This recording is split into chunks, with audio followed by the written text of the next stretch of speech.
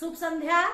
अनय साहित्य क्लासेस की आज की कक्षा में आप सभी का मैं अर्चना शुक्ला बहुत बहुत स्वागत करती हूँ।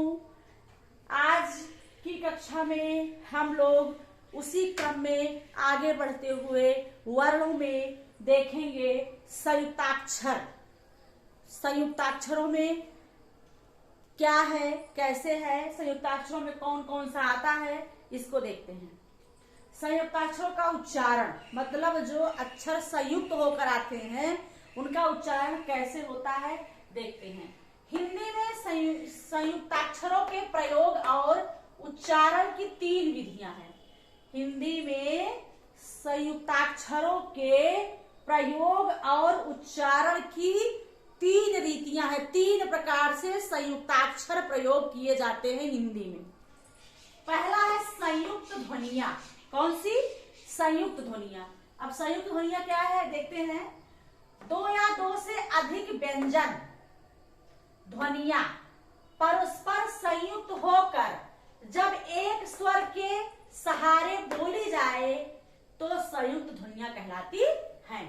जब 2 या 2 से अधिक व्यंजन ध्वनियां परस्पर मतलब एक साथ जुड़कर आए, परस्पर संयुक्त होकर के जब एक स्वर के सहारे बोली जाए तो उसे क्या कहते हैं? संयुक्त ध्वनि।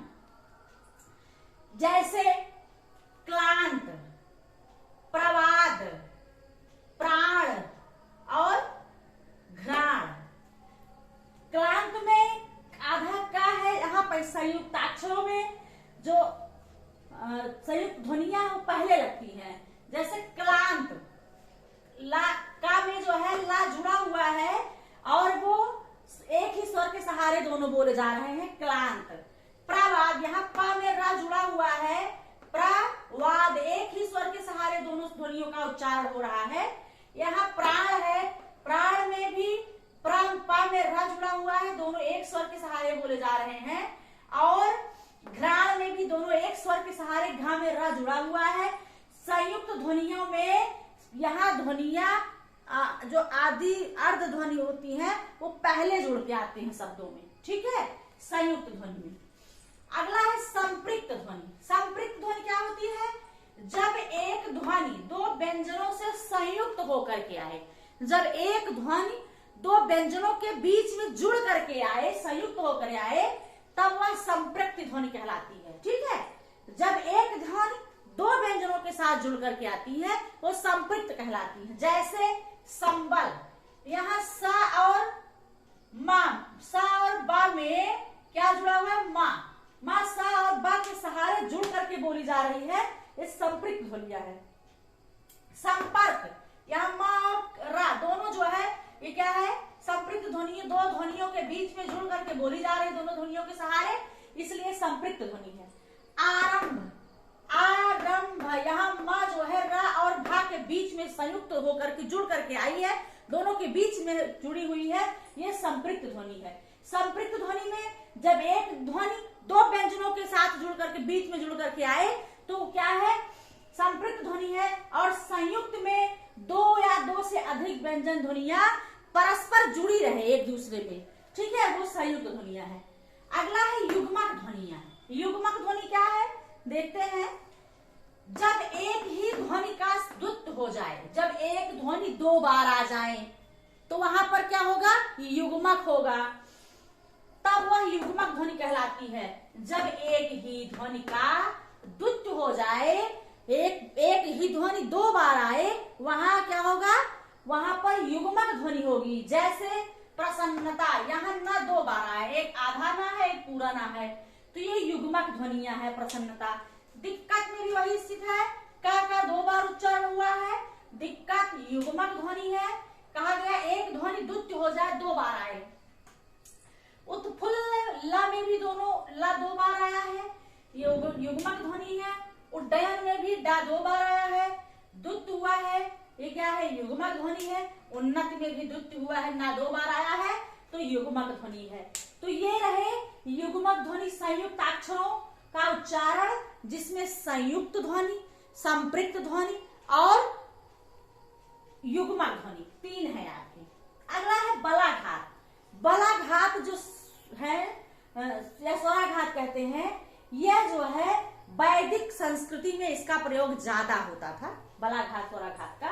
और हमारे हिंदी में भी बलाघात स्वर आते हैं। देखिए कब शब्द बोलते समय अर्थ या उच्चारण की स्पष्टता के लिए जब हम किसी अक्षर पर विशेष बल देते हैं, मतलब जब हम शब्द बोलते हैं उसके अर्थ को स्पष्ट करने के लिए, अर्थ को का स्पष्टीकरण करने के लिए, जिससे समझ में आ जाए, तो उसके उच्चारण की स्पष्टता के लिए जब हम किसी अक्षर पर विशेष बल देते हैं तब इस क्रिया को स्वराघात या बलाघात कहते हैं। ठीक है, जैसे इंद्र, यहाँ ई पे अनुस्वार लगा हुआ है और इसलिए ई को हम जो है और क्या करते हैं, इसके पहले आधा अक्षर है बाद में, इसलिए इसको जो है ई पर हम जोर दे करके बोल रहे हैं, जिससे शब्द के अर्थ का स्पष्टीकरण हो पाए। तो इंद्र ये क्या है, बलाघात शब्द है। और विष्णु में भी आधा बा के बाद आधा शा है, तो बा पे शा के स्पष्टता के लिए हम बा पे अधिक जोर दे करके बोलेंगे विष्णु। तो ये क्या हो जाएगा, ये स्वराघात अथवा बलाघात शब्द है। शब्द बोलते समय अर्थ के उच्चारण की स्पष्टता के लिए जब हम किसी अक्षर पर विशेष बल देते हैं, यहाँ पर इंद्र पर विशेष, ई पे विशेष बल दिया गया है और यहाँ वी पे विशेष बल दे करके इंद्र और विष्णु बलाघात ये शब्द हैं, इसलिए ये क्या है, बलाघात स्वर शब्द हैं सारे। विसर्ग वाला अक्षर, विसर्ग है बलाघात होता है, जो विसर्ग वाला अक्षर होता है वह भी बलाघात होता है। जैसे दा के बाद दुख में दा के बाद विसर्ग है, उसके बाद खा है, तो इसके उच्चारण की स्पष्टता के लिए दा पर पहले शब्द पर हम जोड़ देते हैं दुख, तो ये क्या है, बलाघात है। निसंदेह, ना के बाद विसर्ग है, उसके बाद संदेह है, तो हम विसर्ग के पहले वाले अक्षर पर क्या करते हैं, जोर देते हैं, बल दे करके बोलते हैं, तो वो क्या कहलाता है, स्वराघात अथवा बलाघात। तो निसंदेह, ठीक है, और दुख मतलब विसर्ग वाला जो अक्षर है वो बलाघात कहलाता है, बलाघात होता है। अगला संयुक्त व्यंजन के पूर्व वर्ण पर बलाघात होता है। जैसे संयुक्त व्यंजन हमने आपको बताया, इंद्र और विष्णु संयुक्त व्यंजन है, और इसमें जो है संयुक्त व्यंजन के पहले वाले वर्ण पर क्या करते हैं, जोर देते हैं, वो स्वराघात और बलाघात होता है। तो संयुक्त जो बलाघात है वो विसर्ग वाला अक्षर के पहले वाला अक्षर बलाघात होता है, और संयुक्त व्यंजन के पूर्व वाला वर्ण भी बलाघात होता है। ये रहे आपके संयुक्त अक्षरों के उच्चारण में संयुक्त ध्वनिया, संपृक्त ध्वनिया, युग्मक ध्वनिया और बलाघात। ये क्या है, इसको आपने समझा।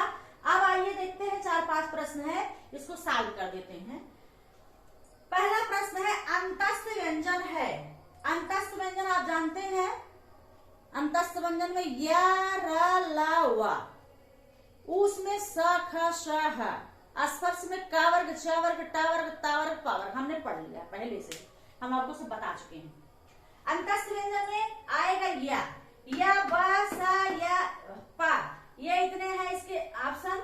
यहाँ पर या जो है क्या है, अंतस्थ व्यंजन। अगला प्रश्न है, 6 वर्ण है, महाप्राण, अघोष, अल्प प्राण, एक और दो दोनों। तो आप जानते हैं कि स्पर्श व्यंजन का दूसरा और चौथा वर्ण जो है ये क्या होते हैं, महाप्राण होते हैं, और अघोष भी होते हैं। क्या अघोष होते हैं, तीसरा, चौथा, पांचवा। तो यहाँ पर 6 जो है, पहला और दूसरा अघोष होते हैं, तो यहाँ पर 6 जो है अघोष भी है और महाप्राण भी है। ठीक है, अघोष में स्पर्श व्यंजन का पहला दूसरा आता है, और घोष में तीसरा, चौथा और पांचवा आता है। तो ये रहे प्रश्न आपके। अगला प्रश्न है, ऊष्म व्यंजन है, श श श स ह छत्रन न्यस्र यर लव अंगा यड़ न। तो आप जानते हैं ऊष्म व्यंजन में तीनों सा और हा आते हैं, ये ऊष्म व्यंजन है। ठीक है, ये उत्तर सही है। अगला प्रश्न है, हा का उच्चारण स्थान है कंठ, ताल, दंत, ओष्ठ। तो हा का उच्चारण स्थान बताया गया था अकह सवर्णीय विसर्जनीय ना। तो यहाँ पर हा जो है क्या है, कंठ, कंठ है। हा जो है आपका उच्चारण क्या है, कंठ है। कंठ, ताल, दंत, ओष्ठ दिया गया है, इसमें हा का उच्चारण कंठ है। अगला प्रश्न है ड और ढ है उच्छिष्ट व्यंजन, स्पर्श व्यंजन, ऊष्म व्यंजन, संयुक्त व्यंजन। तो ड ढ को क्या कहते हैं, ड ढ उच्छिष्ट व्यंजन है, द्विगुण अथवा उच्छिष्ट व्यंजन कहते हैं किसे, ड ढ को। ठीक है।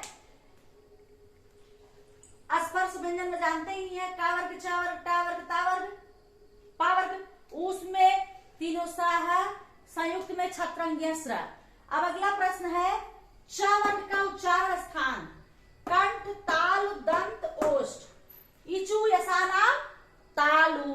तो च वर्ग का उच्चारण स्थान च छ ज झ का क्या होता है, तालु होता है।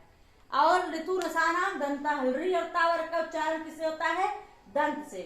और ओष्ठ वर्ग का उच्चारण किससे, तो पा वर्ग का ओष्ठ से। तो ये रहे च वर्ग का उच्चारण स्थान तालु है, संयुक्त व्यंजन है छत्रंग सभी, छत्रंग सभी। तो संयुक्त व्यंजन छत्रंग है, मतलब इसका उत्तर होगा सभी। तो ये आपके वर्ण से संबंधित कुछ प्रश्न हैं जिसको हमने हल करवा दिया है। ये आपके संयुक्ताक्षर थे जो कि संपृक्त ध्वनि, संयुक्त ध्वनि, युग्मक, बलाघात। आपने इसे बहुत अच्छी तरह से समझ लिया है, मुझे विश्वास है। और आप लोगों से निवेदन है आप लोग हमारे चैनल से जुड़ें और हमारे चैनल को लोगों तक शेयर करें और लाइक सब्सक्राइब करें, लोगों को जोड़ें, जिससे कि आपकी पढ़ाई और ही अच्छी तरह से हो। धन्यवाद। अगले वीडियो में फिर आपसे हम दूसरे कक्षा, दूसरे टॉपिक के साथ मिलते हैं। धन्यवाद।